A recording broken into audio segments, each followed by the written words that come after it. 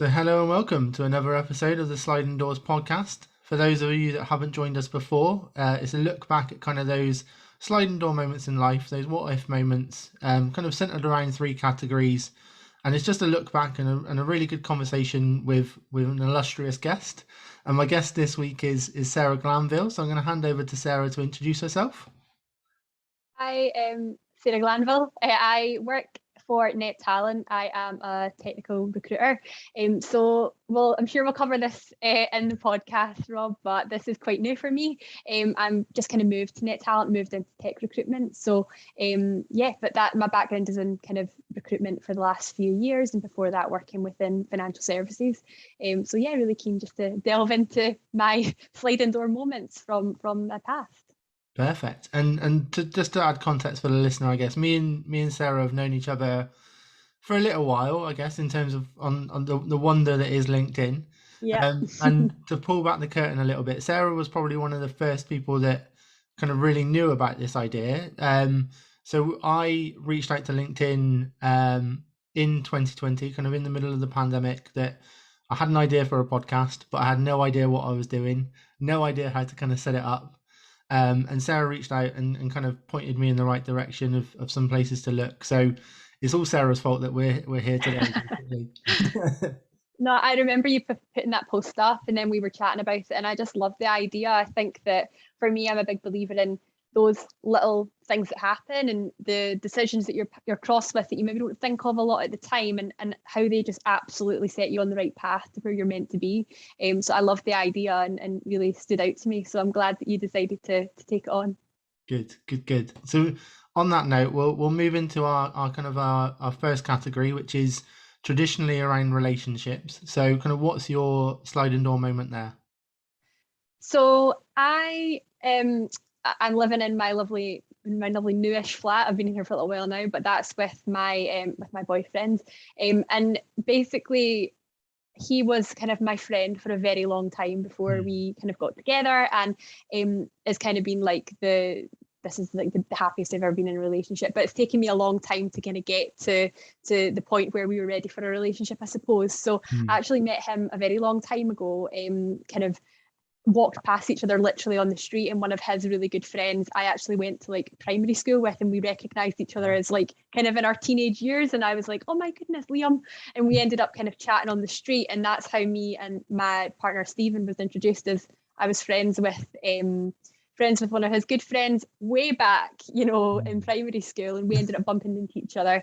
And then, just a friendship blossomed from there. And there was, I had kind of a boyfriend or two whilst we were still friends, and he had a few girlfriends. I went away traveling for a long time, and then coming back from traveling was like, do you know who I really have a sort of inkling to catch up with and to find out how he's doing, with Stephen. And it kind of blossomed from there and turned into this relationship. But for me, that was kind of like a real chance encounter, walking on past him on the street. And it was that I knew one of his friends, and then we ended up, kind of 10 years later, we're now in this relationship. We've got a dog and a house and everything together.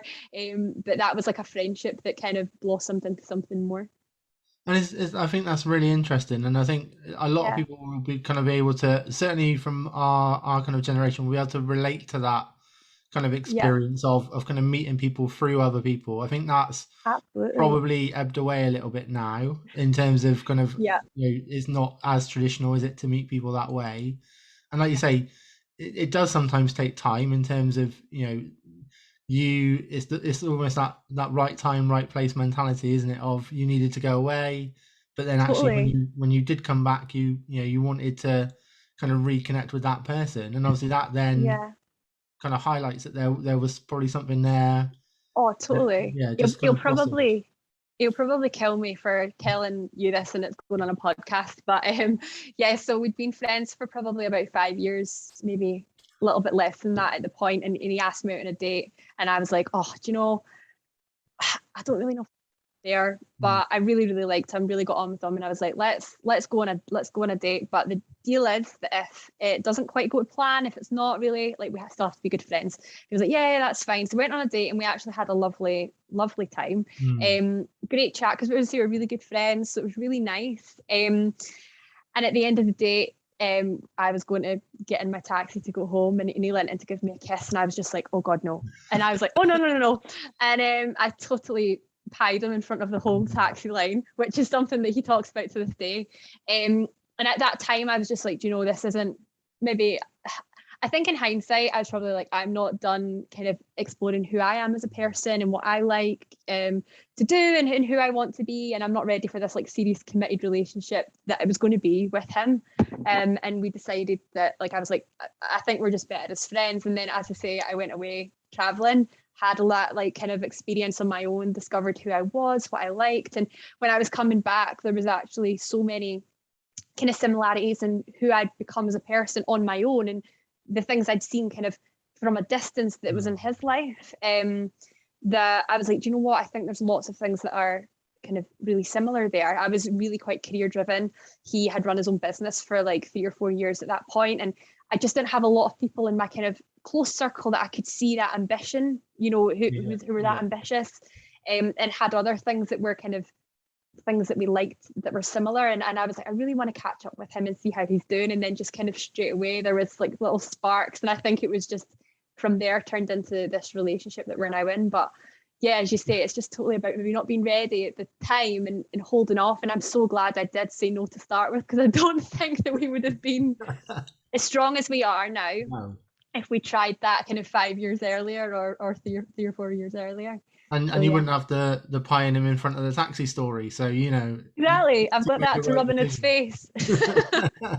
Yeah, do you know, I think he brings it up a lot. I think it's a sticking point for him, a sore point he won't remember quickly. He won't forget quickly. But no, yeah, it's a good little story. And I think it does speak volumes to, you know, trying to just, I'm a big believer in like trusting your gut. So at that moment I was like, it's not that I don't love you as a friend, it's not that I don't have all the time in the world for you, but this just isn't right quite now. And then, you know, go off and do the things you want to do, and say yes to the experiences that feel right, and then that kind of leads you back. You come back to a point where maybe it is then right for something to blossom in that relationship.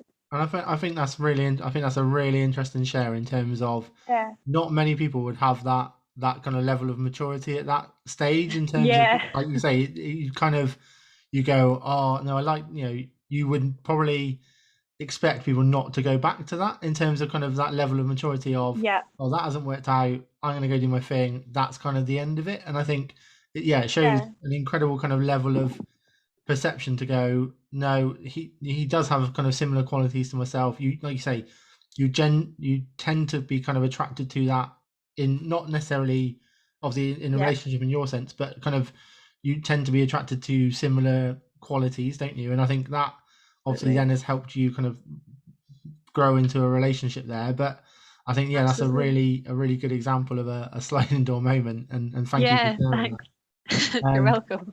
So kind of moving on, and you kind of touched on it there, in terms of, you know, you're both very driven people. So I'm interested to hear kind of what your career sliding door moment is. So obviously our category 2. And I was like, we kind of touched on it at the beginning. You're kind of currently in recruitment. That's how I've kind of known you, but I'd be interested to kind of hear what your sliding door moment is around that. Oh, to be honest, I think my career has just been sort of, I don't know, like probably a litany of sliding door moments. That's kind of how I see how I've kind of progressed and grown through my career. I'd say, like, to be honest, there was a really, really big one at the start.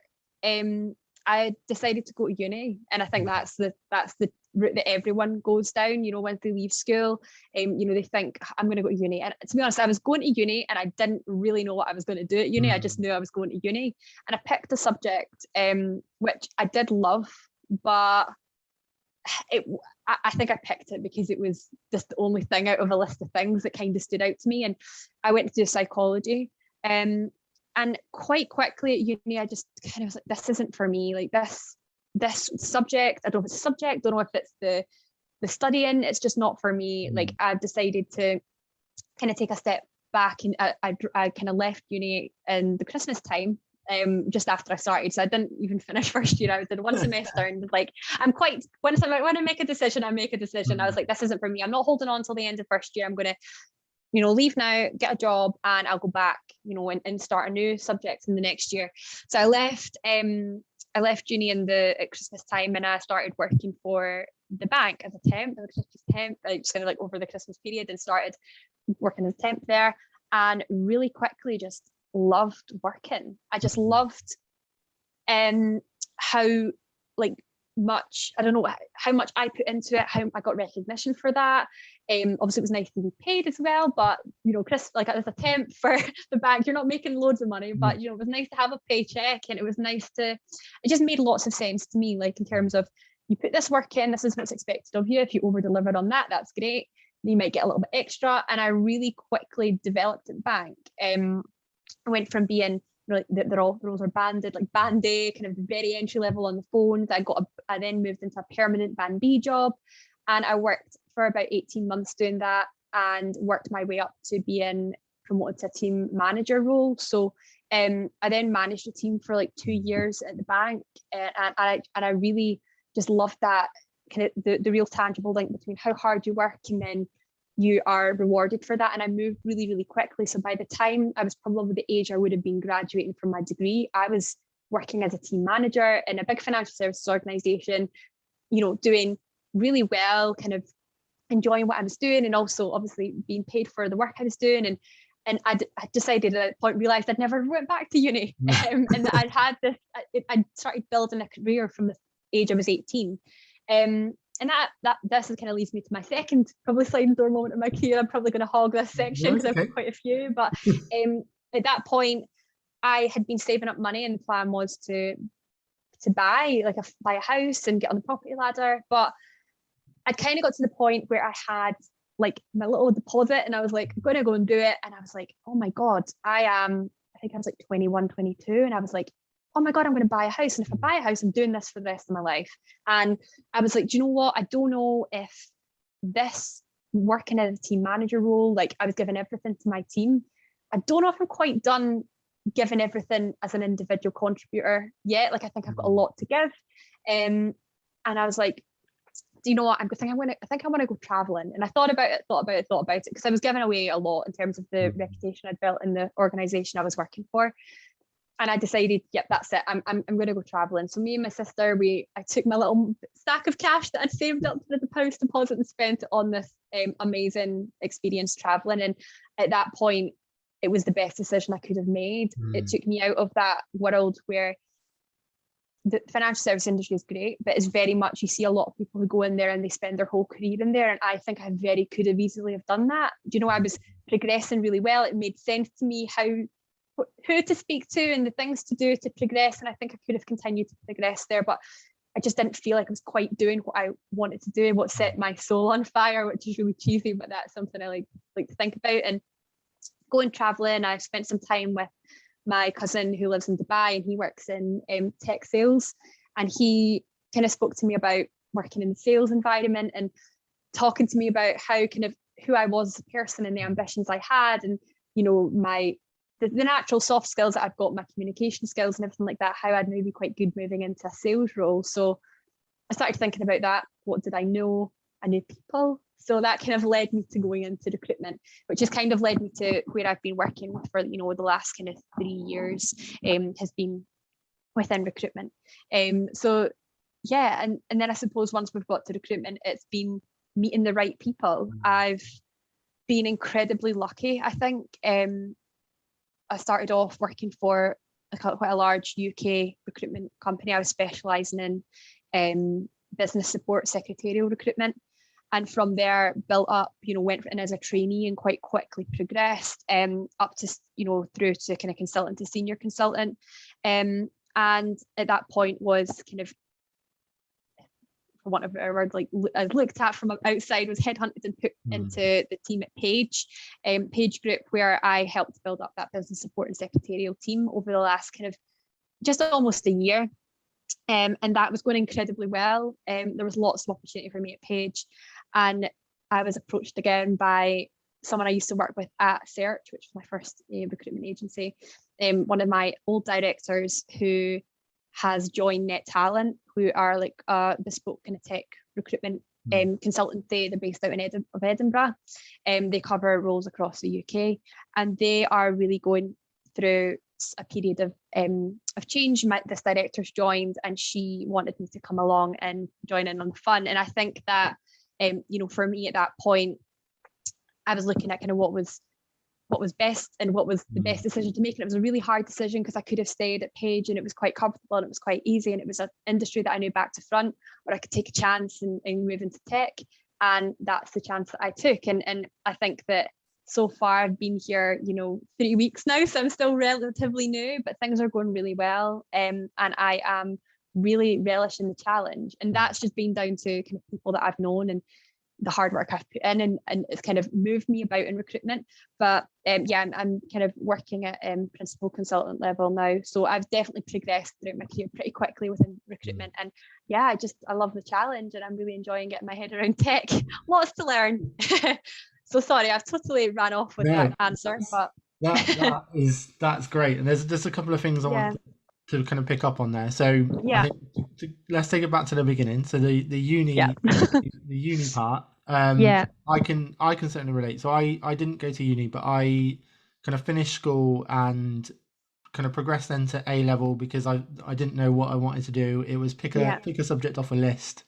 And I picked business studies and then never really did anything with it.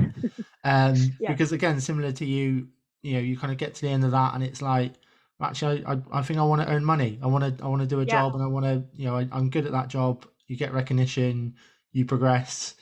So I wasn't in financial services at that age, but I was kind of building my career in retail at the time. But I can relate from a financial services point of view. So I did do a bit of financial services work, kind of in my past just before HR. And you're right. It tends to be either and I don't mean this disparagingly, but I think it's either a young person game or it is a lifer game in terms of you get that split of young ambitious people that want to progress, and then you get that split of people that have been there forever.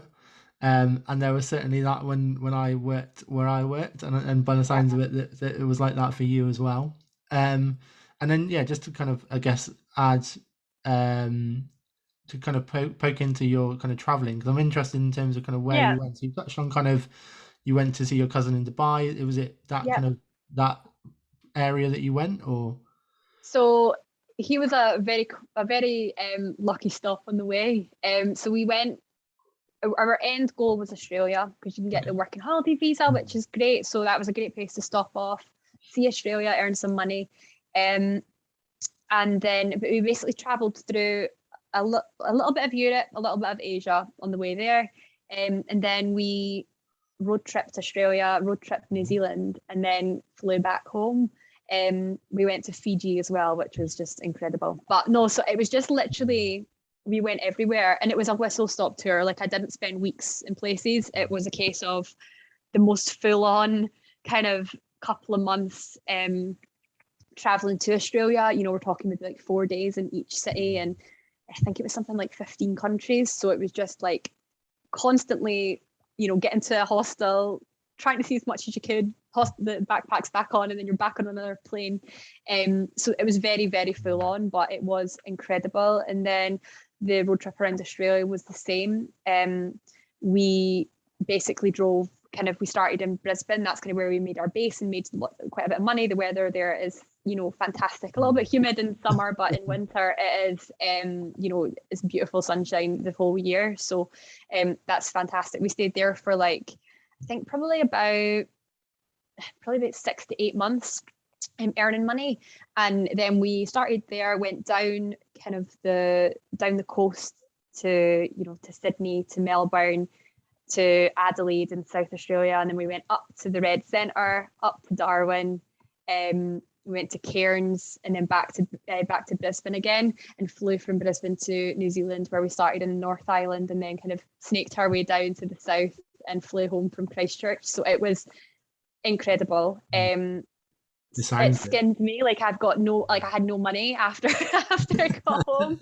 I think I came home and I had about £200 in my bank account, and I literally was sitting in the camper van in New Zealand on the phone to the internal recruiter at Search and the internal recruiter at Hayes, being like, yeah, I'm great. Like, I'll be back home on Tuesday. I want to come in for an interview. And I had interviews set up for it because recruitment was what I knew I wanted to do. So I got into interviews literally the week that I got back.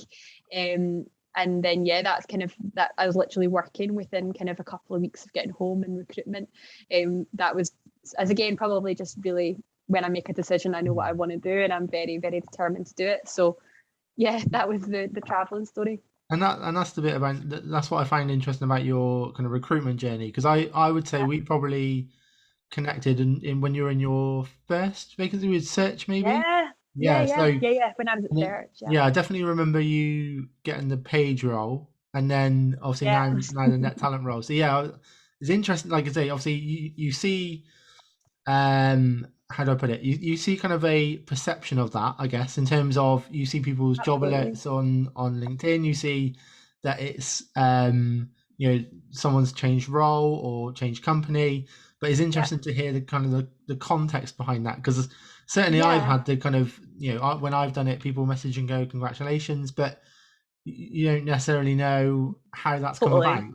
Yeah. Totally. And I think in recruitment, working in recruitment, and obviously you'll be working in HR, you'll see a lot of names like come into recruitment and leave recruitment. It's a tough gig. I think at the moment it's tough in ways that it might not always be. So I think right now everything is incredibly candidate driven. So, if you have to be resilient, whether it's a candidate driven market or a client driven market. And when I joined recruitment, I started in recruitment, it was very much, we had lots of candidates, especially in the area that I recruited in, being kind of business support, secretarial. There was always lots of people looking for jobs. And it was a case of finding the clients that were looking to buy in that area. And that can be tough. But now, being very candidate driven, you have to show that same resilience, trying to find the unicorn candidates out there that are great for the jobs that you're actually, having the opportunity to recruit for. And clients are maybe, they're definitely facing the same struggles in terms of attracting talent. So you do tend to find that you have, clients that are looking to use you, but it's to find the candidates. So either way, you need to be incredibly resilient. And I think that you do see that some people join recruitment thinking it's going to be something, and it turns out not to be quite what they thought it was going to be, and they decide that it's either they're going to go do something slightly different, whether it is that they would prefer to go to more of a kind of account management role or more of an internal recruitment role where they will have vacancies to work on, and they like the candidate piece a little bit more. And that's not by no way saying that's easier than working in sort of external consultancy. It's just very, very different. And some people decide they love the BD side of things and they go off to do sales, and some people get away from it altogether. But for me, I'd say like the relationships that I've built over the years have just really probably elevated my career and almost fast tracked it, I suppose, to a degree. I think that I've been incredibly fortunate in who I've worked with, and they've seen potential in me. I've also worked really hard and I've progressed relatively quickly. So I'm also quite happy to think that I've never left somewhere in a position of kind of weakness. It's been that I've gone somewhere for somewhere new for a new challenge, and it's been in a kind of position of strength. I was quite newly promoted at Search, and when Paige approached me about their role, and I went over there as senior consultant and was promoted again quite quickly there to managing consultant. And then I've been kind of brought over to join the net talent team, which has been great. And I'm so happy that Shannon, that I worked with at Search, who's now at net talent, she knows what it's like to work with me. She knows how I am, and I think she thinks I've got a lot to give to the team. Not from my tech knowledge, that's going to have to get there. That's going to take some time. But in terms of who I am as a person, my kind of ambition, my drive, my positivity, and the recruitment skills that I've built up over the last few years, I've got a lot to give that team in terms of helping them, just helping them grow and helping them. They're going to help me grow, and I'm going to learn lots about tech. So, I'm just really excited about the opportunity now, and I like to take chances that feel good when I see them. It's not always about saying yes; it's about saying that yes to the right things, and when something excites you, that's the kind of chance you take. You might not go right, but I'm confident in myself, and I'm confident in my ability to sort of ride the storm, and I'm sure I'll get my head around tech recruitment. I've just got one last one on career before we kind of move on. But Yeah. there's what kind of really stands out for me is you kind of mentioned that when you've made a decision and that's what you go with, and obviously you've made this decision to go into recruitment.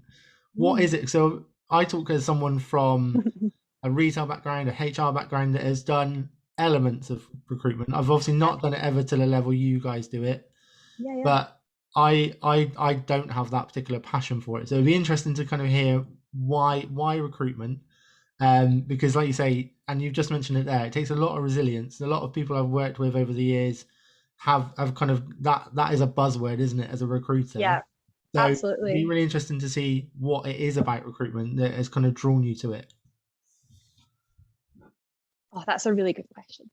So I think that at the point I was kind of deciding where I wanted my career to go, because I could have went back to kind of working in that kind of contact center environment, team manager environment. I knew I could manage people. But I knew that I wanted to give more as an individual in terms of my contribution was measured. When you're working purely as in a managerial position in that kind of contact center environment, your remit of responsibility is your team and how your team perform, and that's the reflection on how well you're doing as a manager, is how well your team is doing. And there's lots of great things about that, and there's lots of amazing skills that I picked up working in that environment for 2 years. But for me, I was really keen to go into something that my work was like reflection, like that was what was reflected in my output, was the work that I did. So I knew I kind of wanted to get into a sales sort of environment, because I knew that I could do well in there in terms of relating to people, talking to people. I like to think that, you know, I get a bit between my teeth in it and I can kind of grit through it, and that's the resilience part. So knowing that it's not always going to be great, but there's a lot to be said for, you know, if you're someone who's very ambitious, very driven, who wants to achieve things. I wanted to go into that environment where I would have something to aim for, and I would work towards that, and then I could tick it off and I would achieve something off the back of it. So not necessarily financial reward. I'm not someone I would say that was massively money motivated, and that's not all recruiters. But for me personally, it's not in terms of like me chasing commission. It's more, I have an overall number in my head for the quarter, an overall number in my head for the year or the month that I want to move towards. It's more like ticking a little box in my head that I've managed to get there or to exceed it. And I love progression. I love seeing myself grow. And I suppose in recruitment environment, you have quite a structured kind of progression plan. You know, it's all to do with financial targets and things that you do. And once you've ticked all the boxes, you're promoted. It's not necessarily waiting for someone to leave a position above you for you to be promoted. Once you've done the work, you will be rewarded for the work that you've done. So that to me was really attractive. And that's kind of what brought me into recruitment. I love being able to just speak to people and be quite consultative. And I think that, yeah, you should, like, that's probably what makes a difference really with recruitment, is trying to speak to both clients and candidates and really understand what they're looking for.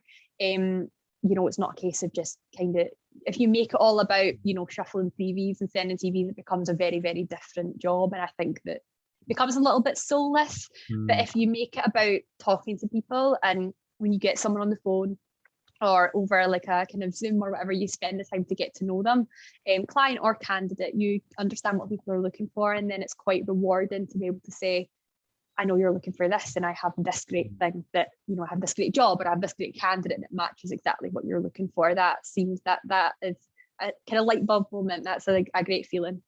Yeah, definitely. Like I say, I've probably experienced that on a smaller scale, but yeah, it's just interesting to hear from yourself as a kind of a day-to-day recruiter what that kind of rule was.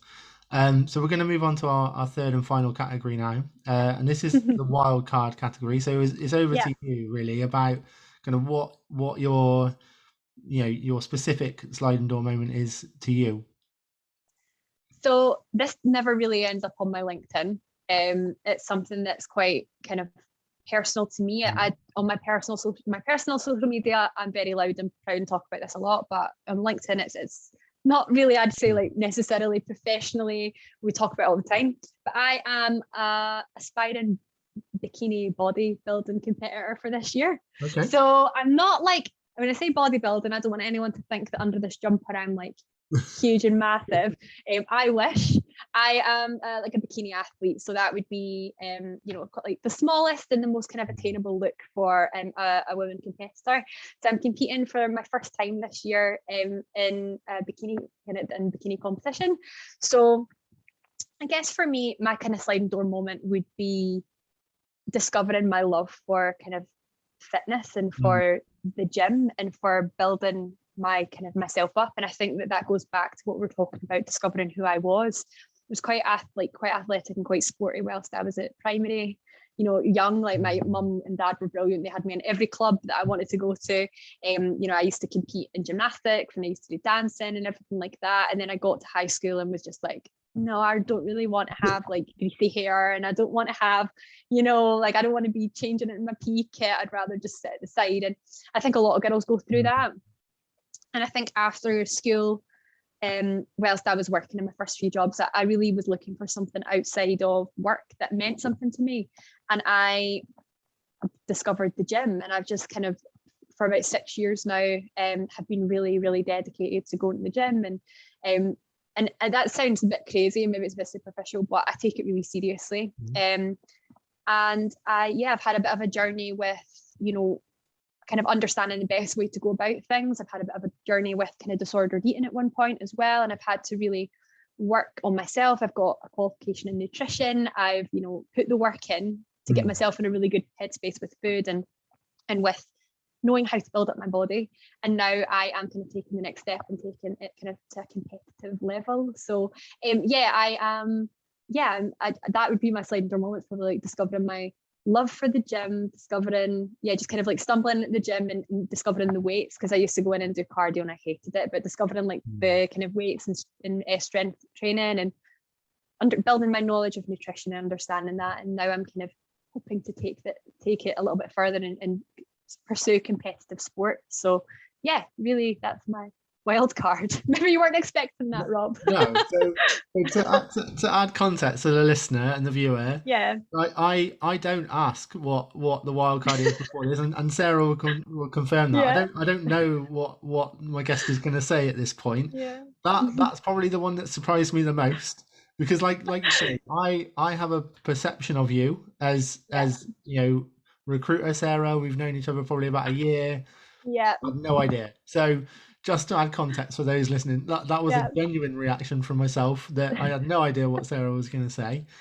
Just a couple of bits I want to pick up on there. So I find it really interesting that you say, like, in primary school, generally, I think everyone's generally kind of athletic at that stage. It gets to senior school, and obviously I'm not a girl, so I can't relate to kind of what you go through, but I would say, boys do go through that as well. I certainly went through not wanting to stand out, and as obviously we're on Zoom here so you can't see, but as a over 6 foot man, I was kind of over 6 foot at like kind of early 11, 12. So that does make you stand out in secondary school, and that's a place you don't want to stand out. Absolutely. So I get that. You do kind of recluse a little bit, don't you? I think in senior school, in terms of kind of some of the stuff that you probably enjoy at a younger age.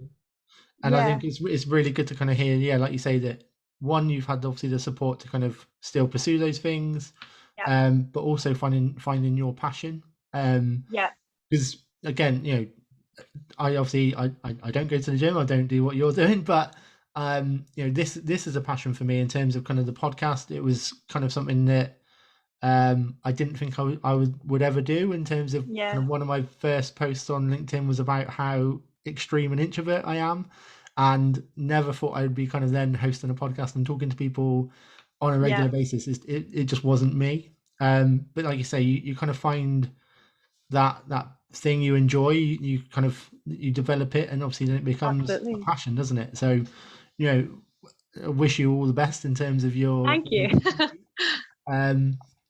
I think obviously it's fantastic that you've kind of found something that you're passionate about.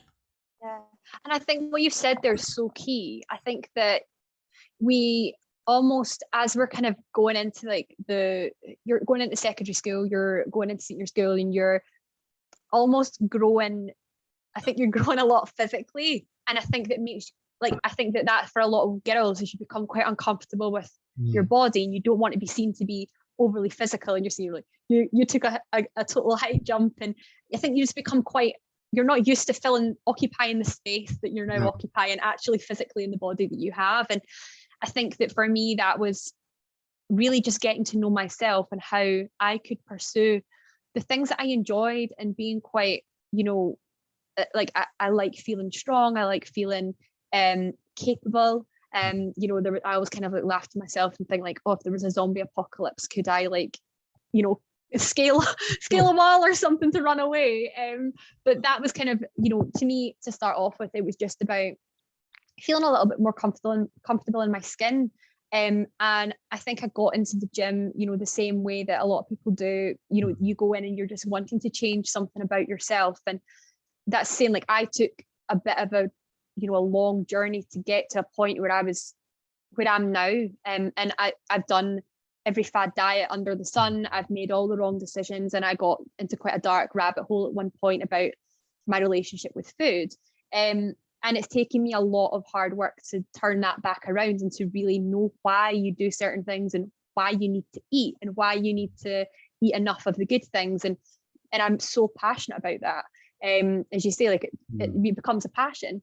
And I love that you're saying, to start off with, you were thinking, this is something I could never do. I've been thinking a lot about my why for this bodybuilding competition, because for those of you guys who don't know kind of what goes into it, it's probably about 6 months of a diet, and a severe diet, before you step on stage. Your stage physique is not how you walk around. It's not a walking around body. It's for the purpose of the show, and it's showcasing the physique that you have on that, and then you go back to building yourself up, and you are eating much more. But there's quite a severe diet and period before you step on stage, and it's hard. It eats into your life. You have to be quite, you have to say no to a lot of things during that period. So you need a really strong why you want to do it. And my why was really similar, actually, to what you said there. There was a point in time that I thought I could never do it. Not that I wouldn't do it, because I thought I could never do this because my relationship with food was so bad. And now I feel I could be competitive at this, and I feel like I am strong enough to do it. So I'm going to try. Like, that's my why. And I love that you're saying that, for you, this was something that was so outside your comfort zone, but you've done little bits over the years to build your confidence up, to learn, that you can do this, and you've given it a shot, and look at you, you're doing great, you're flying. So it's it's about, I think, just that whole journey of growth. You can do things, and sometimes the best feeling is having something that you told yourself you could never do, and then you actually get to a point where you're doing it, and it just feels amazing. So yeah, that's where I am just now, where I think we're at a similar point in terms of where we are with our passions, which is really great. No, you're right, and thank you for that. I'm a bit awkward about accepting compliments. So thank you for that. That's okay. On that note, I don't think we can top that, so I'm gonna draw it to an end there. So if everyone can kind of like, share, and subscribe. Thanks, Sarah, for your time. And yeah, let's thank you, Rob. Thanks for inviting me on. Thanks.